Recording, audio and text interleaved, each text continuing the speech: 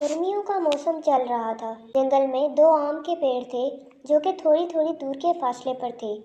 एक आम तो बहुत दयालु था। वो पक्षियों को बहुत पसंद करता था और किसी को भी उदास नहीं होने देता था। दूसरा आम का पेड़ काफ़ी ज़्यादा घमंडी था। वो अपने ऊपर किसी एक पक्षी को भी बैठने नहीं देता था, क्योंकि इसे ऐसा लगता था कि पक्षी उसकी खूबसूरती को ख़त्म कर देंगे। वो तो अपने आम भी पक्षियों को खाने नहीं देता था। और दूसरे वाले पेड़ पर तो कालू कौवे ने अपना घोंसला भी बनाया हुआ था। चिड़िया, मैं तो बहुत ही नसीब वाला हूँ जो मैंने अपना घोंसला इस पेड़ पर बना लिया। इस पेड़ के आम तो बहुत मीठे और रसीले। हाँ, ये बात तो तुमने एकदम ठीक कही। पता है, कल मुझे बहुत भूख लग रही थी और भोजन जंगल में कहीं भी नहीं मिल रहा था। फिर पेड़ भाई ने मुझे कहा कि तुम आकर मीठे मीठे रसीले आम खा लो। फिर मैंने मीठे आम खाकर अपना पेट भरा। पेड़ भाई तो बहुत अच्छे हैं और हम पक्षियों को कभी आम खाने से मना नहीं करते। लेकिन वो जो सामने वाला पेड़ है ना जाने हम पक्षियों से क्यों इतनी नफरत करता है। वो तो हम पक्षियों को अपने ऊपर बैठने भी नहीं देता। हाँ, वो आम का पेड़ बहुत घमंडी है। इसके ऊपर काफी ज्यादा मीठे आम लगते हैं, इसलिए उसे अपने ऊपर काफी ज्यादा घमंड है। पक्षियों की सारी बातें बिल्कुल ठीक थी। इस पेड़ को अपनी खूबसूरती पर बहुत ज्यादा घमंड था। हाय रे, आज तो बहुत ज्यादा थक गई हूँ। ऐसा लगता है ये गर्मी तो मुझे मार ही देगी। तभी बुलबुल को वो घमंडी आम का पेड़ दिखता है। चलो इस पेड़ के आम खाती हूँ और अपना पेट भरती हूँ। बुलबुल जैसे ही इस आम के पेड़ पर आकर बैठती है तो वो गुस्से में काफी जोर जोर से हिलने लगता है। अरे अरे, ये क्या? हवा तो इतनी तेज नहीं चल रही, फिर ये आम का पेड़ इतनी जोर जोर से क्यों हिल रहा है? मेरे ऊपर बैठने की कोशिश भी ना करना। चली जाओ यहाँ से बुलबुल। क्या हो गया पेड़ भाई? आप मुझे अपने आम क्यों नहीं खाने दे रहे? मैंने ऐसा भी क्या कर दिया? बुलबुल, चली जाओ यहाँ से। मैं तुम्हें अपना एक आम भी नहीं दूंगा। तुम पक्षी सिर्फ मेरी सुंदरता को खत्म करना चाहते। अरे पेड़ भाई, आम तो खाने के लिए होते हैं और मैं तो आम खा कर रहूंगी। फिर वो बुलबुल आम के पेड़ के ऊपर बैठती है। आम का पेड़ गुस्से में जोर जोर से हिलने लगता है, जिसकी वजह से वो बुलबुल पेड़ से नीचे गिर जाती है। अरे पेड़ भाई, ये आपने क्या कर दिया? मुझे नीचे क्यों गिरा दिया? मेरी तो कमर ही टूट गई। ये सब कुछ वो दयालु आम का पेड़ भी देख रहा था। ये सब देखकर इसे बुलबुल पर बहुत ज्यादा तरस आता है। बुलबुल बहन, आप उदास मत हो। मेरे आम खा लो आकर। फिर बुलबुल उस दयालु आम के पेड़ के पास आती है और अपनी भूख मिटाती है। बहुत बहुत शुक्रिया आपका पेड़ भाई, आप तो बहुत अच्छे हो। सारे पक्षी उस दयालु पेड़ के ही आम खाते थे और वो हर वक्त घमंडी आम को ही समझाता रहता था। अरे भाई, ऐसा भी क्या गुस्सा करते हो तुम। तुम्हारे गुस्से की वजह से पक्षियों को ना जाने कितनी तकलीफ होती है। और अगर पक्षी तुम्हारे आम खा लें तो कितना अच्छा होगा। बस बस मोर पेड़, मुझे ना समझाओ। तुम तो बहुत ज़्यादा बेवकूफ़ हो। देखो तो, मैं कितना साफ सुथरा हूँ, जबकि पक्षियों ने तुम्हारे ऊपर घोंसला बनाकर तुम्हारी सारी सुंदरता ही खत्म कर दी। मेरे भाई, हम पेड़ों पर ही तो पक्षी बैठते हैं और वही हमारी ज़िंदगी की सुंदरता है। और हम तो दूसरों की मदद के लिए होते हैं। वैसे एक बात है, इतना घमंड नहीं करना चाहिए। बस करो, मुझे तुम्हारा भाषण और नहीं सुनना। मैं बहुत ज़्यादा सुंदर पेड़ हूँ और अपने पास पक्षियों को आने भी नहीं दूंगा। अगले दिन पक्षियों के बच्चे आपस में खेल रहे थे।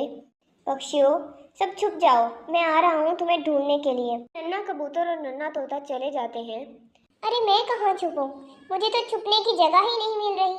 राजू कौवा तो मुझे ढूंढ लेगा। हाँ, मैं ऐसा करता हूँ, जो सामने आम का पेड़ है इसमें छुप जाता हूँ, फिर वो मुझे नहीं ढूंढ पाएगा। फिर मानो चिड़ा उड़कर उस घमंडी आम के पत्तों में छुप जाता है। अरे, लगता है कोई पक्षी फिर से मुझ पर आकर बैठ गया है। अभी बताता हूँ।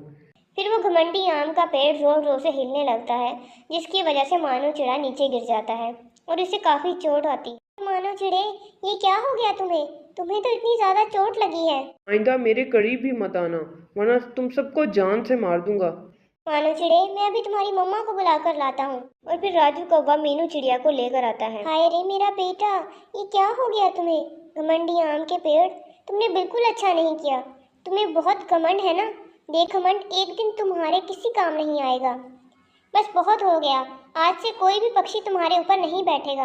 और याद रखना, तुम्हें तुम्हारे घमंड की सजा जरूर मिलेगी। मम्मा, मुझे बहुत दर्द हो रहा है, मुझे उल्लू वैजी के पास ले चले। चलो मीनू चिड़िया, इन सबको लेकर यहाँ से चली जाओ, वरना मर जाएंगे सब और फिर बाद में आकर तुम मुझे बातें सुनाओगी। मीनू चिड़िया सबको लेकर वहां से चली जाती है। अब तो कोई भी पक्षी इस घमंडी आम के करीब भी नहीं आता था, और वहीं उस दयालु आम के पास हर वक्त पक्षी जमा रहते थे।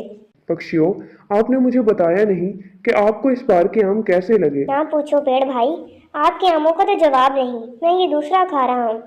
फिर सारे ही पक्षी इस आम से काफी खुश थे। दूसरी तरफ वो घमंडी आम पक्षियों के ना आने से काफी खुश था। बस फिर एक दिन लकड़ियों की तलाश में एक लकड़हारा आ जाता है। वो जंगल में इधर उधर घूम रहा था। कोई एक अच्छी लकड़ी वाला पेड़ मिल जाए तो मज़ा ही आ जाए। चलो ढूंढता हूँ, मिल ही जाएगा। लकड़ियों की तलाश में घूम ही रहा था कि उसे वो दयालु आम का पेड़ दिखाई देता है। इस आम के पेड़ की लकड़ियाँ तो अच्छी लग रही हैं और काफ़ी मजबूत भी। इसको काट लेता हूँ। तभी वो लकड़हारा इस पेड़ पर बना कालू कौवे का घोंसला देखता है, और इस पर बैठे काफी सारे पंछियों को भी। अरे, ये पेड़ काट दिया तो इन पक्षियों से उनका घर छिन जाएगा। मैं भी कोई दूसरा पेड़ ढूंढ लेता हूँ। वो लकड़हारा लकड़ियों की तलाश में थोड़ा आगे जाता है तो उसे वो घमंडी आम का पेड़ दिखाई देता है। अरे वाह, इस पेड़ पर तो किसी भी पक्षी का घोंसला नहीं है और मुझे कोई पक्षी भी दिखाई नहीं दे रहा। इसका मतलब ये पेड़ किसी भी पक्षी को पसंद नहीं, और ये पेड़ है भी काफ़ी सुंदर और मोटा। मुझे काफ़ी ज़्यादा मुनाफा हो जाएगा। ये सुनकर वो पेड़ तो काफी डर जाता है। अरे, ये इंसान तो मुझे काट देगा। कोई मुझे बचाओ, कोई मुझे बचाओ। अरे वो देखो, वो लकड़हारा इस घमंडी आम के पेड़ को काटने जा रहा है। बहुत अच्छा हो रहा है इसके साथ। हाँ पक्षियों, अगर वो घमंडी पेड़ हम पक्षियों को अपने ऊपर घोंसला बनाने देता तो वो लकड़हारा इसे ना काटता, लेकिन शायद इसे अपने घमंड की सजा ऐसे ही मिलनी थी। वो लकड़हारा उस आम की लकड़ियां काटकर अपने साथ ले जाता है और इस आम के पेड़ को अपने घमंड की सजा मिल जाती है। एक जंगल में दो तोते रहते थे। चिंटू तोता बड़ा भाई था, मिंटू तोता छोटा भाई था। मिंटू तोते, आज मुझे अपने बाबा की बहुत याद आ रही है। ये आम का पेड़ उनकी आखिरी निशानी है। ये उन्होंने बड़ी मेहनत से बड़ा किया था। हम इसका दोनों भाई मिलकर ख्याल रखेंगे। दोनों ही भाई पेड़ से बहुत मोहब्बत करते थे। बड़े भाई की शादी हो गई थी, लेकिन उसकी बीवी बहुत चालाक थी। अरे तोते जी, हम तो आपके बाबा का मरने का कब से इंतजार कर रहे थे कि हमें इस पेड़ से आधा हिस्सा मिलेगा। अरे तोती, आहिस्ता बोलो, छोटे भाई ने सुन लिया तो मसला हो जाएगा। वैसे भी उस पेड़ पे सिर्फ मेरा हक है। अरे वाह तोते जी, क्या बात की है। अब आप जल्दी से अपने छोटे भाई से उस पेड़ में अपने हिस्से की बात कर लें। मिंटू तोते की दोस्त रानो चिड़िया होती है, जो कि बहुत ही समझदार होती है। मिंटू तोते, तुम अपने भाई से ज़रा चालाक होकर रहा करो। मुझे उसकी नीयत बिल्कुल अच्छी नहीं लगती। रानो चिड़िया, मैं अपने भाई के खिलाफ कुछ नहीं सुन सकता। अगले रोज़ मिंटू तोता चिंटू तोते से कहता है कि मैं चाहता हूँ कि इस पेड़ में से हम दोनों भाई अपना अपना हिस्सा ले लें। आप मेरे बड़े भाई हैं, जैसे आपको अच्छा लगे वैसे कर लें। मिंटू तोते, इस पेड़ पर जितने दिन फल लगेंगे वो मेरे होंगे। इस दरख्त की लकड़ी और साया तुम्हारा होगा, और जब ये दरख्त बूढ़ा हो जाएगा तो तुम इसकी लकड़ी बेचकर व्यापार कर लेना। मिंटू तोता मासूम होता है और वो ये कबूल कर लेता है। मैं सिर्फ इस दरख्त की छाँव में बैठूंगा और कोई भी फल नहीं खाऊंगा। अगली सुबह जब मिंटू को बहुत भूख लगती है कि वो दरख्त से फल तोड़ने लगता है, इतने में उसका बड़ा भाई आ जाता है और वो उसे फल तोड़ने से मना कर देता है। क्या तुम्हें कल वाली बात याद नहीं? पर तोते भाई, फिर मैं क्या खाऊंगा? मुझे तो बहुत भूख लगी है। मुझे क्या पता, जाओ तुम भी दूसरे परिंदों की तरह मेहनत कर कर खाओ। ये सुनकर मिंटू तोता वहाँ से उदास होकर उड़ जाता है और चिंटू तोता वो फल बेचकर बहुत अमीर हो जाता है और उसका अपना एक बड़ा घर भी होता है। मिंटू तोते, मैं तुम्हें काफी दिन से परेशान देख रही हूँ, और तुम्हें जंगल में फल ढूंढने की क्या जरूरत है जब तुम्हारा अपना इतना बड़ा फल का दरख्त है। रानो चिड़िया, तुम मेरी दोस्त हो, मैं तुमसे कुछ नहीं छिपाता। मेरे बड़े भाई ने हिस्सा कर लिया है। जहाँ फल लगते हैं ऊपर वाला हिस्सा खुद रख लिया है और नीचे लकड़ी वाला हिस्सा मुझे दे दिया है। अरे मिंटू तोते, तुम बहुत मासूम हो। दरख्त के सिर्फ फल ही काम के होते हैं। तुम्हारे भाई ने तुम्हारे साथ धोखा किया है। दरख्त की उम्र बहुत ज़्यादा होती है और तुम्हारी उम्र बहुत कम है, और दरख्त फल देना कभी नहीं छोड़ेगा।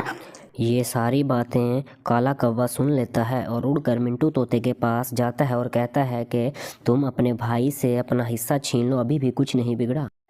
अगर तुम दोनों मुझे इस बात का एहसास ना दिलाते तो मैं हमेशा धोखे में रहता।